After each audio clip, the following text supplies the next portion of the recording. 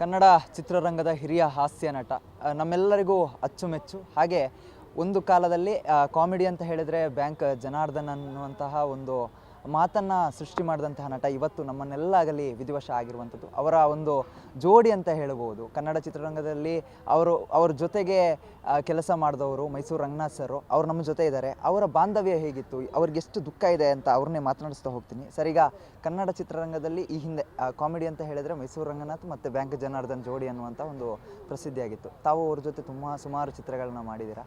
ಇವತ್ತು ಅವ್ರನ್ನ ಕಳ್ಕೊಂಡಿದ್ದೀವಿ. ಎಷ್ಟು ನೋವಿದೆ ಸರ್? ನೋವು ತುಂಬ ಇದೆ. ಏನಂದರೆ ನಾವು ಬ್ಯಾಂಕ್ ಜನಾರ್ದನ್ರವರು ತುಂಬ ನಾಟಕಗಳಲ್ಲಿ ಮಾಡಿದ್ವಿ, ಹಾಸ್ಯ ಕಾರ್ಯಕ್ರಮಗಳನ್ನ ಕರ್ನಾಟಕದಾದ್ಯಂತ ಮಾಡಿದ್ವಿ.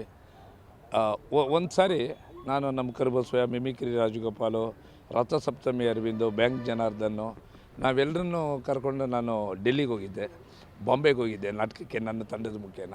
ಆಮೇಲೆ ಹಾಸ್ಯ ಕಾರ್ಯಕ್ರಮಗಳನ್ನೆಲ್ಲ ಇಡೀ ಕರ್ನಾಟಕದ ಉದ್ದಗಲಿಗೂ ಕೊಟ್ಟಿದ್ದು. ಮೂಲತಃ ಬ್ಯಾಂಕ್ ಜನಾರ್ದನ್ ಬಹಳ ಬಡತನದಿಂದ ಬಂದಂಥವ್ರು. ಬ್ಯಾಂಕ್ನ ಉದ್ಯೋಗ ಇದ್ದರು. ಬ್ಯಾಂಕು ಅಂತ ಹೇಳಿದ್ರೆ ಅದು ಜಯಲಕ್ಷ್ಮಿ ಬ್ಯಾಂಕ್ ಅಂತ ಆಗಿತ್ತು, ಆಮೇಲೆ ವಿಜಯ ಬ್ಯಾಂಕ್ ಆಯಿತು, ಈಗ ಬ್ಯಾಂಕ್ ಆಫ್ ಬರೋಡ ಆಗಿದೆ. ಆ ಬ್ಯಾಂಕ್ಗಳಲ್ಲಿ ಕೆಲಸಕ್ಕೆ ಸರಿಯಾಗಿ ಹೋಗದೆ ಆಚೆ ಬಂದು ಬಣ್ಣದ ಬದುಕಲ್ಲಿಗೆ ತೊಡಗಿಸ್ಕೊಂಡಂಥವ್ರು. ರಂಗಭೂಮಿಯಲ್ಲಿ ಅವರು ಸಣ್ಣ ಪುಟ್ಟ ಪಾತ್ರಗಳನ್ನ ಮಾಡ್ತಾ ಆಮೇಲೆ ಪೂರ್ಣ ಪ್ರಮಾಣದಲ್ಲಿ ಬಣ್ಣದ ಬದುಕಲ್ಲಿ ತೊಡಗಿಸ್ಕೊಂಡು ರಂಗಭೂಮಿಯಲ್ಲೇ ಆಶ್ರಯಿಸ್ಕೊಂಡ್ಬಿಟ್ರು. ಶಿಸ್ತುಬದ್ಧವಾದ ಬದುಕನ್ನು ರೂಪಿಸ್ಕೊಂಡ್ರು. ಆನಂತರ ಚಿತ್ರರಂಗಕ್ಕೆ ಬಂದರು. ಊರಿಗೆ ಉಪಕಾರಿ ಅಂತೇಳಿ ಮೊದಲನೇ ಸಿನಿಮಾ ನಮ್ಮ ಜೋಸೈಮನ್ ಅವರ ನಿರ್ದೇಶನದಲ್ಲಿ ಒಂದು ಪಾತ್ರವನ್ನು ಮಾಡ್ತಾರೆ. ಅವ್ರಿಗೆ ಹೆಸರು ತಂದು ಕೊಟ್ಟಿದ್ದು ಕಾಶಿನಾಥರವರ ಅಜ್ಗಜ ಅಂತಾರ. ಯಾಕೆಂದರೆ ನಾನು ನಮ್ಮ ಉಪೇಂದ್ರರವರು, ವಿ ಮನೋಹರವರು ಮತ್ತು ಸುನೀಲ್ ಕುಮಾರ್ ನಾವೆಲ್ಲ ಕಾಶಿನಾಥರವರ ಒಡನಾಟದಲ್ಲಿ ಇದ್ದಂಥವ್ರು. ಅವರ ಶಿಷ್ಯಂದರು. ಅವ್ರ ಜೊತೆ ಅವರು ಸಹ ಕಾಶಿನಾಥರವರು ಸಹ ನನ್ನ ಜೊತೆಯಲ್ಲಿ ನಾಟಕಗಳನ್ನ ಮಾಡ್ತಾಯಿದ್ರು. ಆ ಸಂದರ್ಭದಲ್ಲೆಲ್ಲ ನಮ್ಮ ಬ್ಯಾಂಕ್ ಜನಾರ್ದನ್ನು ಎಲ್ಲೇ ನಾಟಕ ಆಗಲಿ ಎಲ್ಲೇ ಆಗಲಿ ನಮ್ಮನ್ನು ಕರ್ಕೊಂಡು ಹೋಗೋರು. ಅವರು ಅವ್ರು ನಮ್ಮ ಕಷ್ಟದಲ್ಲಿದ್ದರು, ಅವ್ರು ಸಹಕಾರ ನೀಡೋರು. ಆದರೆ ಇದೆಲ್ಲದಕ್ಕಿಂತ ಮುಖ್ಯವಾಗಿ ಅವರ ಕುಟುಂಬದ ಸದಸ್ಯರಿಗೆ ಒಂದು ಆ ನೋವನ್ನು ಭರಿಸುವಂಥ ಶಕ್ತಿ ಸೃಷ್ಟಿಕರ್ತ ಕೊಡಬೇಕು. ಬ್ಯಾಂಕ್ ಜನಾರ್ದನ್ ಅವರ ಆತ್ಮಕ್ಕೆ ಚಿರಶಾಂತಿ ಸಿಗಬೇಕು. ಇಲ್ಲಿ ನಾನು ಕೇಳ್ಕೊಳ್ಳೋದು ಇಷ್ಟೇ, ಏನಪ್ಪ ಅಂತ ಹೇಳಿದ್ರೆ, ಈಗ ನಮ್ಮಲ್ಲಿ ಈ ಪೋಷಕ ಕಲಾವಿದರು, ಹಾಸ್ಯ ಕಲಾವಿದರು ಅಂತ ಹೇಳಿದ್ರೆ, ಅದು ಹಾಸ್ಯ ಕಲಾವಿದರು ಅಂತ ಹೇಳಿದ್ರೆ ದೊಡ್ಡ ಪ್ರಮಾಣದಲ್ಲಿ ಜನರನ್ನು ಪೂರ್ಣ ಪ್ರಮಾಣದಲ್ಲಿ ರಂಜಿಸ್ಬಿಟ್ಟಿರ್ತಾರೆ. ತಾಳಾಲಯ ಕಳ್ಕೊಂಡು ಪೊದನಿಸಾಗೋಗಿರುತ್ತೆ ಬದುಕು, ಏನೂ ಇರಲ್ಲ. ಅಂಥವ್ರ ಬದುಕಕ್ಕೆ ಸರ್ಕಾರದ ಸಹಾಯದ ಹಸ್ತ ಕೊಟ್ಟು ನಮ್ಮ ಕನ್ನಡ ಚಿತ್ರರಂಗದಲ್ಲಿ ಏನು ಇದುವರೆಗೂ ಕಲಾವಿದರು ಬಂದರು ಅವ್ರಿಗೋಸ್ಕರ ಒಂದು ಕಟ್ಟಡ ಮಾಡಿ ಒಂದು ಸಂಗ್ರಹಾಲಯ ಮಾಡಿದ್ರೆ ಅವ್ರ ಹೆಸರು ಚಿರಸ್ಥಾಯಿಯಾಗಿ ಅಜರಾಮರವಾಗಿ ಉಳ್ಕೊಳ್ಳುತ್ತೆ.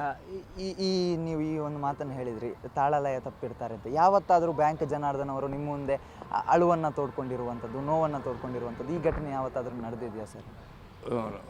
ಆಗಿದೆ. ನಾನು ಕೇಳಿದೆ, ಇತ್ತೀಚೆಗೆ ಒಂದು ಮದುವೆಗೂ ಕರ್ಕೊಂಡೋಗಿದ್ದೆ ಒಂದು 15 ದಿನದಲ್ಲಿ. ಆಮೇಲೆ ಬ್ಯಾಂಕ್ ಜನಾರ್ದನ್ ಎಲ್ಲಪ್ಪ ಏನು ಮಾಡ್ತಾಯಿದ್ದೆ, ಎಲ್ಲೂ ಕರೆಯಲ್ಲ, ನಾವೊಂದು ವೇದಿಕೆ ಕಾರ್ಯಕ್ರಮ ಇದೆ, ಹತ್ತೋದಕ್ಕಾಗೋದಿಲ್ಲಪ್ಪ, ಕಷ್ಟ ಆಗುತ್ತೆ ಅಂದರು. ಆಮೇಲೆ ಜೀವನ ಹೇಗೆ ಏನಣ್ಣ ಅಂತ ಹೇಳಿದೆ. ಯಾಕೆ ಬ್ಯಾಂಕು ಅಂತ, ನಮ್ಗೆ ಹಾಸ್ಯ ಕಲಾವಿದರಿಗೆ ಯಾರು ಆಗ್ತಾನೋ ಯಾರೂ ಆಗಲ್ಲ,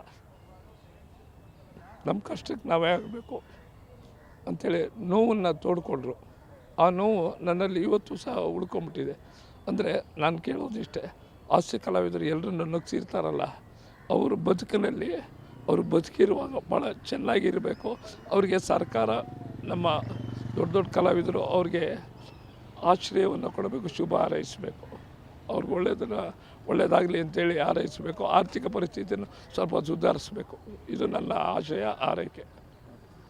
ನಮಸ್ಕಾರ.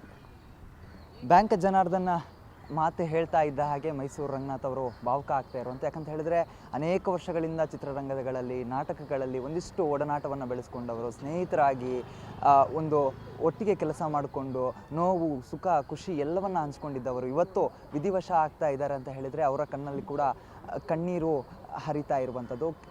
ಒಟ್ಟಿನಲ್ಲಿ ಏನು ಹಾಸ್ಯ ನಟರ ಜೀವನ ಏನಿದೆ ತುಂಬ ಕಷ್ಟಕ್ಕೆ ಸಿಲುಕ್ತಿದೆ ಅಂತ ಹೇಳಿ ಮೈಸೂರು ರಂಗನಾಥ್ ಅವರು ಹೇಳ್ತಾ ಇರುವಂಥದ್ದು. ಇದಕ್ಕೆ ಆದಷ್ಟು ಬೇಗ ಸರ್ಕಾರ ಏನಾದರೂ ಒಂದು ಪರಿಹಾರ ನೀಡಲಿ ಅಂತ ಕೂಡ ಅವರು ಆಶಯಿಸ್ತಾ ಇರುವಂಥದ್ದು. ಕ್ಯಾಮ್ರಾ ಪರ್ಸನ್ ಪೃಥ್ವಿ ಜೊತೆಗೆ Charan, guarantee news, Bengaluru. Guarantee news, ಸುದ್ದಿ ಖಚಿತ, ನ್ಯಾಯ ನಿಶ್ಚಿತ.